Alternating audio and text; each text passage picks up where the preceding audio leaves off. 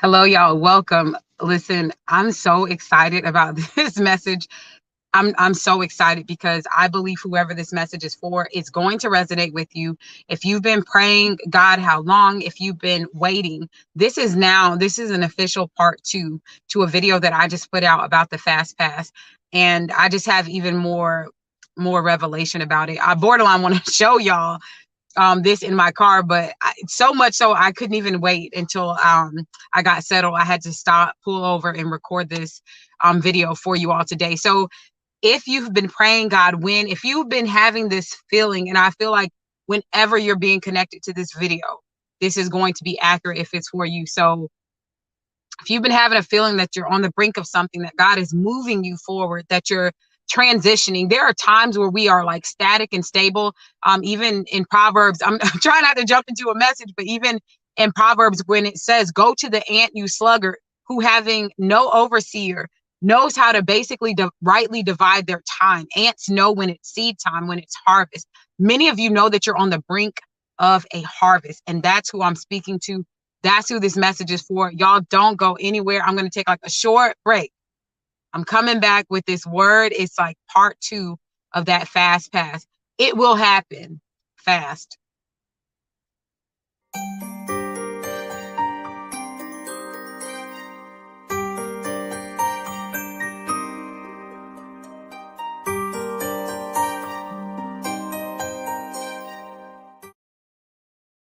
All right. So it will happen fast. That's what I've been hearing. As soon as I got up this morning, as I was in my prayer time, and I was thinking, like, I just did a message on that. The fast pass it's going to happen. It's going to happen fast, but there was a break in it. It's going to happen fast. Many of you have been feeling called to fast. Many of you have been connecting and getting confirmations around fasting. And I want to encourage you today about that, because fasting is not about manipulating God's hand or making things happen. And we hear that more. But truly, truly, as believers, it is fasting opens you up to so much. And we see throughout the Bible so many times when people were on the brink of breakthrough, when they were on the brink of tragedy, when they were in fear, many things, they use fasting as just a tool in our toolkit. And I think about Esther all the time. Esther said, look, y'all, this is serious. There was a threat on their life. And Esther did not say, all right, guys, so let's just, sit around and cry about it. She didn't say, all right, guys, I'm going to see what happens. Let's just cross our fingers. Esther said, look, get the word out. I don't want to hear about nobody eating. I don't want to hear about nobody drinking. Put the plate down. It's time to consecrate ourselves. It's time to fast because the lives are at stake. Another blueprint that I think about is Daniel. Daniel, we hear the Daniel fast a lot. There were two incidents that are highlighted, and actually more, but Daniel was not playing. Whenever he knew that something was at stake, he knew his ordained purpose. Daniel had no problem refusing. Everyone else is eating the king's delicacies. Daniel was like, nah, this is what I'm sticking to. He was trusting God. And I think about the time, and I need to find that exact verse. So I'll put it in the comments when I get it, where the angel said, look, I heard your prayers were heard. God heard you, but I was warring to get to you. And some of you, when I used that fast past example, fast pass, like PASS, there is like a delay that many people have faced. And it's not that God didn't hear you. In fact, Isaiah 54 that I talked about before, where he says, I turned away, but it was just for a moment. Your restoration, your redemption is here. Not it's coming in the sweet by and by. It's here. And that's what the fast pass was talking about. That's what, when the angel, I was thinking about that, where the angel said, man, I had to fight to get here. So much like that. Oh, someone walked behind my car. I'm like, wait. But much like that, with Daniel, that delay, many of us have faced that. And this is why this fast pass is so special, y'all. It will happen fast because the delay that has come, again, go back and listen to part one of this. You're going to reap. You're going to reap. And I believe I read from Psalm 126, but today I'm going to read from Matthew 6. And it says, woo, Y'all, I want to read this whole chapter. Matthew 6, y'all know I'm always quoting 6:33 is like, you know how people say something is their jam, that's their song. Y'all, Matthew 6 is my jam.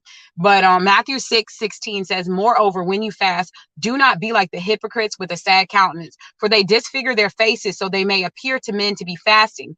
Truly I say to you, they have their reward. But you, when you fast, anoint your head, wash your face, so that you will not appear to men to be fasting, but know your Father who is in secret. And your Father who sees in secret will reward you openly. Don't be like these hypocrites with this sad countenance. Y'all, when I tell you, I don't even have time anymore for people who are about that struggle life and they're trying to put it on God. Get your mind off of, I don't know, being able to feed your children is what it comes down to. Being like having needs that need to be met is not catching God off guard.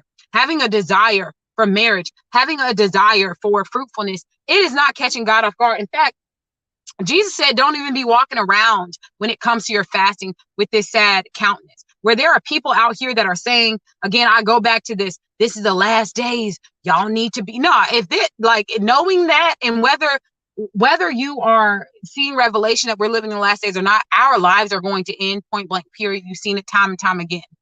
So your call is to walk out this purpose that God has given you, like every day is your last. Like every day we're showing up, and knowing that God literally says he will reward you openly when you're in this secret place. And I know I kind of went on a tangent, but I wanted to emphasize that because I'm so tired of us giving so many people power over God's word, giving so many people the power to have you out here scared, the power to have you living every day in fear, the power to have you thinking that you need to be living, I guess, in a cardboard box and not being fruitful with your time here on earth. When God said, take care of the widows and the orphans, he said, whatever you've done to the least of them, you've done to me. How can you help them if you don't have it? I think about that so much when we think about faith without works is dead, and they use the example, I believe it was Paul that said, don't quote me, I'm thinking of so many things right now, but where he said, how many of you are telling basically someone who's cold, all right, I'm gonna pray for you. No, go get them a coat. And you can't go get someone a coat if you don't have a coat, or you don't have access to funds, if you don't have access to a mindset to do it. And by mindset, I mean, if you over here balled up in a corner crying, how are you going to help someone else? How are you going to pour out the oil of joy on those who are mourning, Isaiah 61, if you are in the street struggling? So y'all, I'm telling you, God is going to be rewarding so many of you openly. And I use the example of the fast pass of getting rejected on that road. I was on a road trip. They told us, no, fam. Like, y'all, you can't just come in here and get this fast pass really quick. There's a process and all these things. And we were just passing through this state, so it wasn't worth the time. So many of you, that your fast pass, all of the instructions that we were given at that example is what you've been doing. You've been seeking God. You've been trusting him. And I love that when Jesus says this, he doesn't say, so if you decide to fast, or if you get teamed up with someone who's fast, no, he said, when you do it, it's an expectation. Like he talks about, read all of Matthew 6, y'all, when you get time. When you pray, like it's an expectation. This is a lifestyle of doing these things. And so my encouragement to you is in that faith, that level of faith that you're having right now, and that I hope I'm just encouraging you in and imparting this on you. When you have this level of faith, it will happen. That's that first part. Because I put out, it will happen fast, or it's going to happen fast. No, it will happen. That's the faith, the substance of things that are hoped for and the evidence of things unseen. You don't see it. That's faith. But now fast. It will happen fast. When you fast, God, who sees you secretly, is about to reward many of you openly if this word is confirming to you. Now, granted, I'm not a nutritionist. I'm not a doctor. Seek God for what kind of fast, how you're going to fast, all of those things. But I feel like for many of you, this is confirmation. It's been on your heart to fast. You've been seeing it. You've been getting confirmation. You've been thinking it, but you just can't quite put that plate down. I'm telling you, anoint yourself, wash your face. Don't walk around with this sad countenance. Fast. And There are so many things. I like to look at patterns, like where people will say, well, when you say test the spirit by the spirit, what the Bible was talking about, you're taking it out of context, because it was talking about, recognizing the Antichrist. Or when you say, write the vision and make it plain, you're taking it out of context.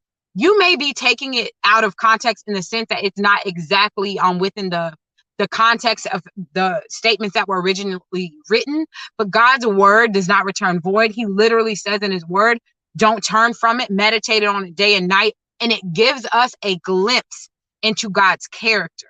So if God is saying test the spirit by the spirit, this is just an example to know if their spirit is of him. And even when Jesus said, how can a house be divided? Like if I'm of how they were trying to blame him of being of the enemy, I can't do both, So when I think about that, it shows me also the patterns of God. And so my point for this to you all is that when we're seeing these things and we're seeing God's promises, yes, it may be specifically at that point when the children of Israel, they were on the banks of the Jordan, and somebody is telling you right now, sis, you ain't on the bank of the Jordan. So that verse is out of context.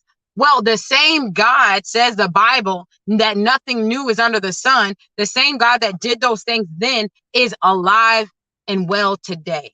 So when we're seeing that, how God showed up for others, how God was able to do things suddenly, how things were happening fast, how Jesus spoke the word over his situations, we have access to that today. Same. And so that's why definitely that's why I think it's so important that we study the word for ourselves, and you don't just rely on me or anyone to tell you what God is speaking or to tell you how to understand these things, because you'll see, I don't even want to give too much like energy and effort to that, but I'm just encouraging you all today to just speak the word over your life and know that it will happen. And that's what I was speaking about, like that faith. When you have that faith that it will happen, fast.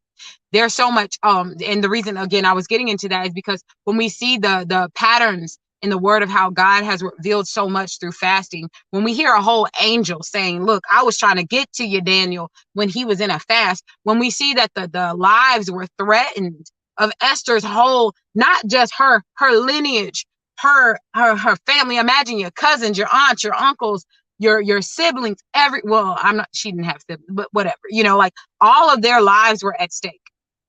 And so when we understand that fasting gave her the boldness, the clarity, the courage to go out and wait for the king to hold out his scepter.